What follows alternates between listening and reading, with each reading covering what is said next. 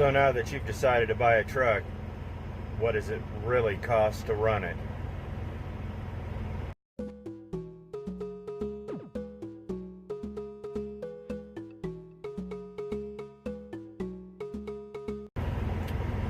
I get asked a lot, what does it take to operate a truck? Everybody knows that, fuel, and you're going to have some repairs and this, that, and all the basics. But what about all the extraneous things? People don't think about those, and a lot of people don't add those into their budget. So I'm going to go over what it actually costs to operate my truck this year. We're going to go over fuel, insurance, and all the little extraneous stuff. And at the end of this video, I hope I hope it helps. I hope you have a good idea of what it's going to cost and what you need to make per mile to make your business profitable.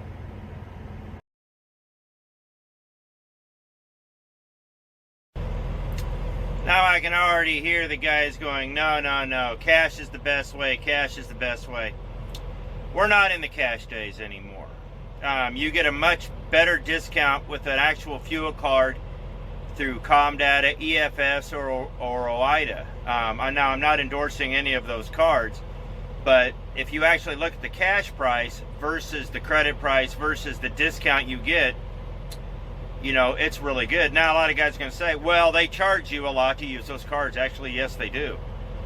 But I saved $8,944.37 using my Comdata card. Now, they did charge me a total of $796.10 to use the card for an entire year. That's expensive. But in a business where pennies matter, that's a drop in the bucket. Because if you're sitting there paying 35 to 40 cents a gallon, that's $796. That's 2 months of overpayment easily. In fact, that's probably a month of overpayment. I was saving on the average of $550 to $600 a month using the Comdata card. As you can see, the price varies quite a bit. I'll be the first one to tell you that fuel will be your biggest expense out here. It's expensive.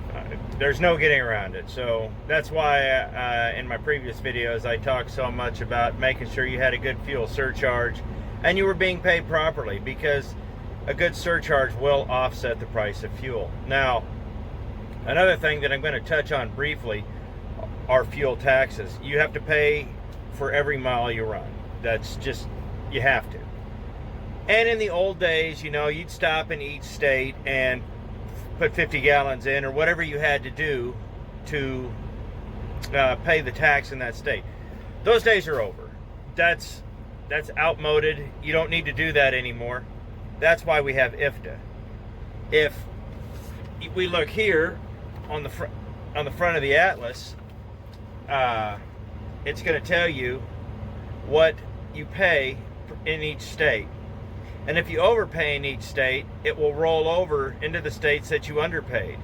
And chances are you're going to get a discount. Now, also people used to be like, oh no, you don't want to pay in states that have the highest fuel tax. Well, with IFTA, you kind of do. If you take the tax out of the price and find out what the actual cost of fuel is, a lot of times you're paying more for fuel in a state with cheaper tax. So it's kind of moot. It's actually cheaper for me to buy fuel in Illinois right now than it is in Iowa.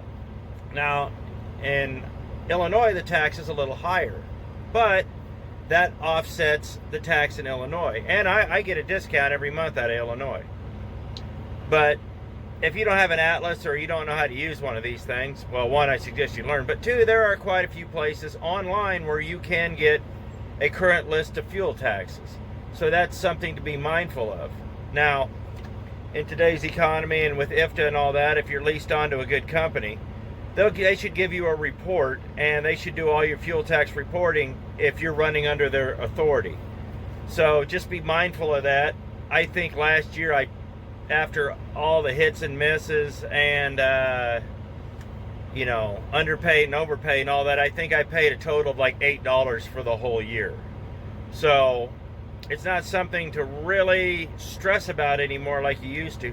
But it is something to be mindful of, and it's something to learn about because fuel tax is part of trucking. Now, in the age of electronics, when we have to have these logbooks and whatnot on here, this right here is going to cost you money.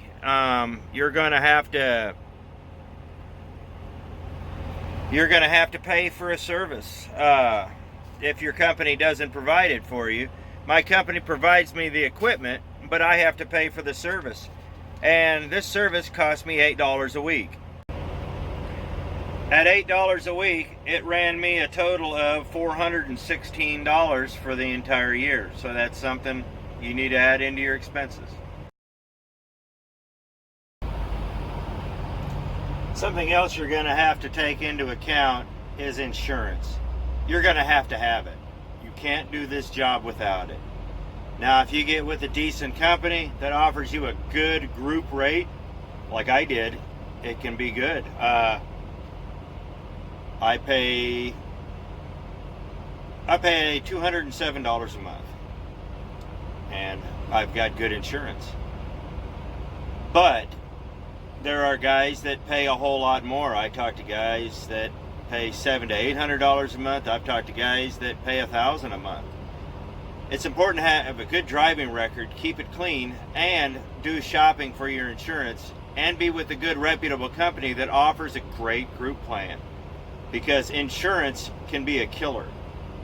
It's all about controlling costs. I tell you, at $700 to $1,000 a month, you just, that eats into your profit like crazy. That ends up being an extra $100, $150 a week you have to spend. So, something to keep in mind. Now I'm just going to lightly touch on service and repair. As with all this other stuff, I've been just giving you examples of what's going on in my trucking world, so maybe you'll have an idea. So you're going to be like, well, what do you mean repair? I have a warranty. Well, the warranty doesn't cover everything. I have a third-party warranty, which turned out to be almost useless. I've used it once, and it still cost me $500 for a $900 bill. Like, for instance, warranties are not going to cover tires. So, let's find out what the tires cost. The drives cost me $3,176.55, and the steers cost me $1,126.75. That's out the door. So, it's not bad considering people are paying $1,000 to $2,000 more. But for the total of service and repair, now I had a couple good breakdowns. They didn't last very long, but they were expensive. That radiator wasn't cheap. I had my fifth wheel rebuilt. I did break a spring, and I spent $22,011.74 in repairs. This is why in my last video I talked about you need to work for a percentage and not mileage and a good surcharge to make sure you can afford to pay this. This is a lot of money for repairs. If you're stuck in you need to make sure you can pay this stuff. Just servicing the truck, and this is not something that's covered under warranty, was $3,827.38. Now, I will say this. The price of services this last year have skyrocketed. I don't know what's going on. A year and a half ago, I was paying $150 to $200 for a full service, and now the last service cost me $460. That's obscene. Now I can find it. I've been looking around. I can find it for maybe $100 cheaper, but it is what it is. So, and then just like with my work parts, I spent $1,850.08 in parts. Now, those are filters. Those are just all the little extraneous stuff that you do yourself. Like I put the shocks on. I put new air filters in. you know, the stuff, yeah, new lights and whatnot, that the stuff adds up. Now, if you're broke down, there's one other thing you're not thinking of. You're going to have to get a hotel room, because if your truck's in the shop, you either got to sleep in that ratty driver's room if they let you, or you have to get a hotel room. And luckily, I only spent $617.11 this last year on hotels. So these are expenses you're going to have to plan for. So plan accordingly. So what do I mean by the extras? I'm going to wrap this video up here shortly. I could go on and on, but I'm not going to.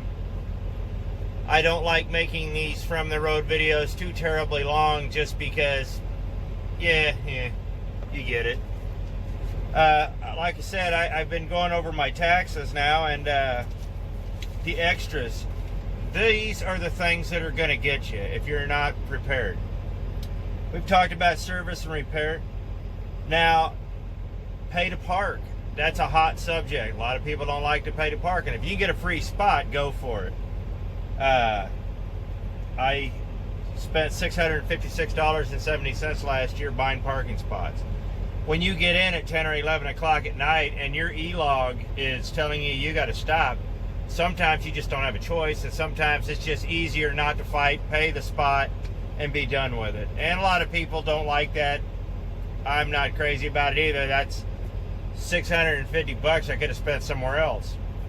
I had to buy a CB radio. I got a deal. It was about $115. You're going to have office supplies, ballpoint pens, notebooks, stuff like that. You're going to need those kind of stuff. A stapler, scissors. You know, I didn't spend too much, $43. Here's something a lot of people don't think about. I have a transponder for a pre-pass.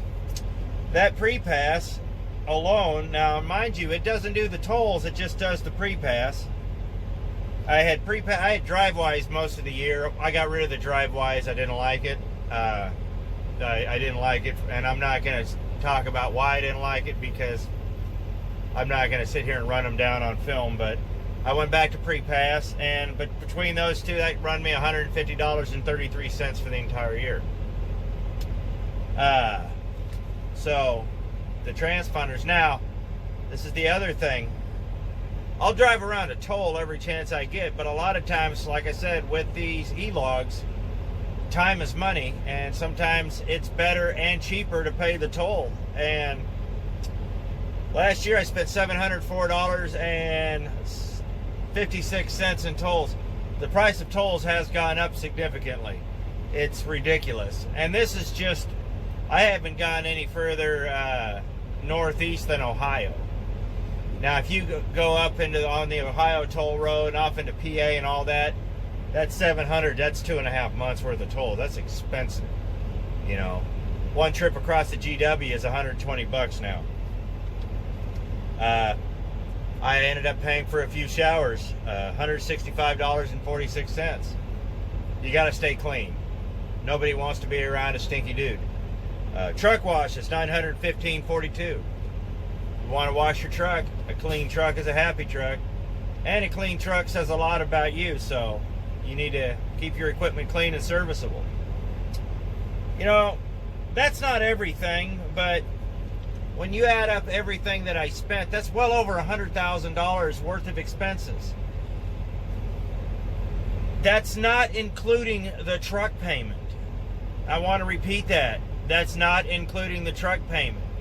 So, on my last video, when I was reading those lease things talking about work up to $160,000, you know, make up to $160,000, I just showed you $110,000 worth of write-offs. I spent $110,000 on fuel, tolls, all those things, and so $50,000. Oh, wait a minute, you just spent $25,000 on your truck payment.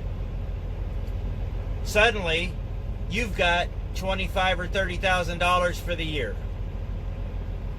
This is why I harped so much on my last video about finding a good place to work that pays you good. So on that note, I hope these what I explained to you, these are real numbers. This actually happened. You know, there's a few spots I could have done better. There's a few spots I could have done a heck of a lot worse. So I hope this was helpful. I hope it gives you an idea of what actual numbers are. So I hope you liked the video. If you have any questions, please question, comment, whatever. I'll be glad to answer them if I can. I hope you like this video, and please, if you like it, share it, subscribe it. That'd be cool. I appreciate it, and thanks for watching.